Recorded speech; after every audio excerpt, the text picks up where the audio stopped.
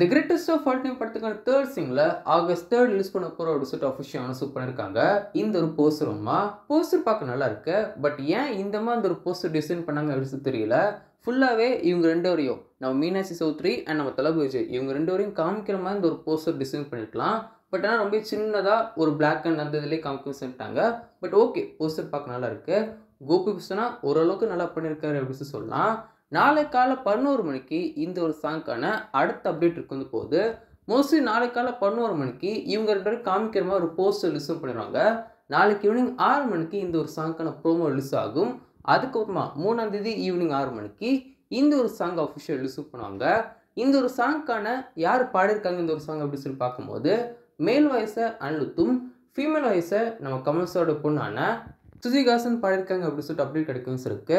முக்கியமாக இந்த ஒரு சாங்கை பொறுத்த வரைக்கும் இது வரைக்கும் the greatest of all time படத்துக்கான ஃபர்ஸ்ட் சிங்கிள் ஆகட்டும் இல்லை செகண்ட் சிங்கிள் ஆகட்டும் இந்த ரெண்டு சாங்ஸுமே நம்ம ஒரு யங்கான தளபதி தான் காமிக்கணும் இருப்பாங்க. ஐ மீன் நம்ம தேர்ட் லுக் போஸ்டர் பார்ப்போம் இல்லையா, அந்த ஒரு மிலிட்ரி தளபதி தான் காமிக்கணும் இருப்பாங்க. பட் இந்த ஒரு போஸ்டர் வந்து பார்த்தீங்கன்னா டிஏஜிங் வெர்ஷனுக்கான டிஏஜிங் தளபதி விஜய் காமிக்கணும் இருக்காங்க. நம்ம விஜய் சார் போட்டோஸில் ஒரு கிளிம்ஸ் ரிலீஸ் பண்ணியிருப்பாங்க இல்லையா. ஸோ நம்ம ஏஜ் விஜய் சாருக்கு பின்னாடி ஒரு யங் விஜய் சார் டிஏஜிங் கேரக்டர் இருக்கும் செய்யும் இல்லையா. ஸோ அந்த ஒரு கேரக்டருக்கான சாங்காக தான் இந்த ஒரு தேர்ட் சிங்கிள் இருக்கு போகுது. இப்போதைக்கு இந்த ஒரு சாங்க்கான டைட்டிலை பொறுத்த வரைக்கும் ஸ்பார்க்காக இருக்கலாம். அது இந்த ஒரு சாங்க்கான டைட்டிலே ஸ்பார்க் சாங் அப்படின்னு சொல்லிட்டு இருக்கலாம் அப்படின்னு சொல்லிட்டு அப்படியே கிடைக்கும் இருக்கு. ஸோ இதனால வெயிட் தான் பண்ணி பார்க்கணும்.